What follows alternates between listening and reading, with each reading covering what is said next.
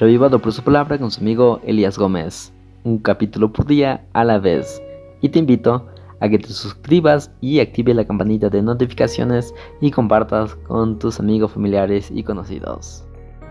El capítulo 5 comienza haciendo un enlace con el capítulo anterior. Hechos 4, 36 y 37 dice así: José, un levita de Chipre, a quien los apóstoles llamaron Bernabé, que significa hijo de consolación, vendió una heredad que tenía, trajo el producto de la venta y lo puso a los pies de los apóstoles. Es decir, de forma voluntaria, él ofreció vender su propiedad y darlo en donación al 100% a la iglesia. Esa misma reputación que tenía Bernabé, quería también tener Ananías con su esposa Zafira. Así que ellos también hicieron lo mismo. Dijeron, nosotros también vamos a vender nuestra posesión, nuestra propiedad, lo venderemos y lo daremos a la iglesia en donación completa.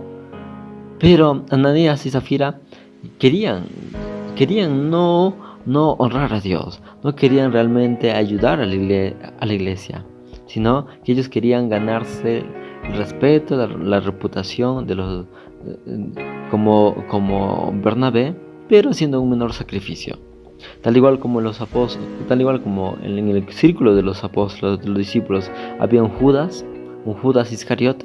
También en el círculo social de la iglesia había una pareja que hacía de Judas Iscariote de forma curiosa, ¿no? Porque ellos también estaban dentro de la iglesia, pero bajo intereses distintos, intereses egoístas. Así que Ananías y Zafira vendieron su propiedad y solamente le dieron a la iglesia una parte. Es posible que no dice exactamente cuánto, pero podemos deducir que lo habrán dado en un 70% y se guardaron un 30%. Por lo tanto, con esta lección de esta parte de la historia podemos rescatar lo siguiente. Podemos quizás engañar a la iglesia, podemos engañar quizás a los hermanos de iglesia, al pastor, podemos engañar incluso a las personas que un día quizás confiaron en nosotros. Pero lo que no podemos engañar es a Dios.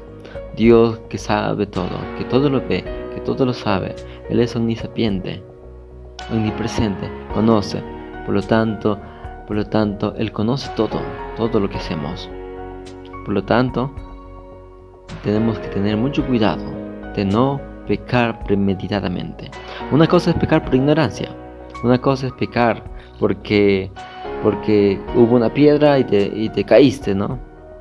No, te tropezaste, algo hubo, ¿no? Pero una cosa distinta es pecar de forma premeditada. Es decir, que planificar el caerte, planificar cómo va a ser tu caída, el planificar cómo vas a hacer, cómo vas a pecar. Muchas veces hacemos eso. Planificamos el cómo pecar. Luego en el versículo 12 al 16 se habla de los milagros que hacían los discípulos.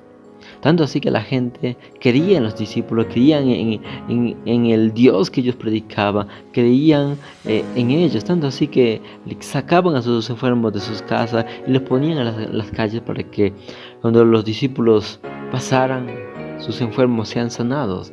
Inclusive la sombra, dice el versículo 14, ¿no? Aunque sea su sombra, ¿no? Lo tocase y ellos sean sanos. La fe, la gente comenzaba a crecer. Luego, en el versículo 17 al 32, se habla una vez más de cómo los discípulos, en especial Pedro y Juan, fueron atacados por los fariseos, los saduceos, por hacer cosas de bien. Los saduceos la acusaban de predicar la resurrección, los fariseos también, los sacerdotes. Así ocurre en nuestros tiempos. Por más cosas buenas que hagamos para la sociedad, la gente nos va a criticar. Nos va a criticar por el simple hecho de predicar el evangelio, por el simple hecho de ser cristianos, por el hecho de mostrar un estilo de vida diferente a lo que la sociedad presenta. Los discípulos fueron encarcelados, pero un ángel de Dios los libertó. Le dijo: vayan y prediquen en la plaza, prediquen de forma pública, para que su escape de la cárcel no se vea como un escape humano, sino que ellos no tenían nada que temer. El ángel los liberó y ellos deberían simplemente no temer a nada.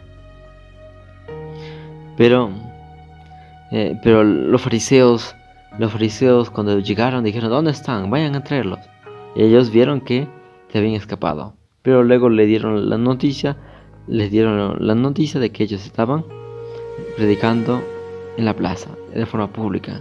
Estaban allí.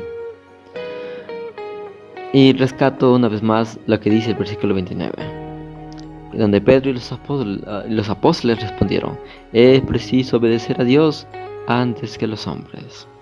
Es preciso obedecer a Dios antes que los hombres. Es decir, debemos poner a Dios en primer lugar en nuestra vida, poner a Dios sobre encima de toda cosa. Ahora, en el versículo 33 al 42 se habla de algo muy interesante: el consejo de Gamaliel. Gamaliel era un doctor de la ley venerado por todo el pueblo, que él dijo lo siguiente: a lo largo de la historia hubo muchas personas, como Teudas, que pretendiendo ser alguien, unió como 400 hombres, pero pronto su grupito desapareció. Luego Judas el Galileo también armó un grupito, pero con el tiempo ese grupito también se disolvió.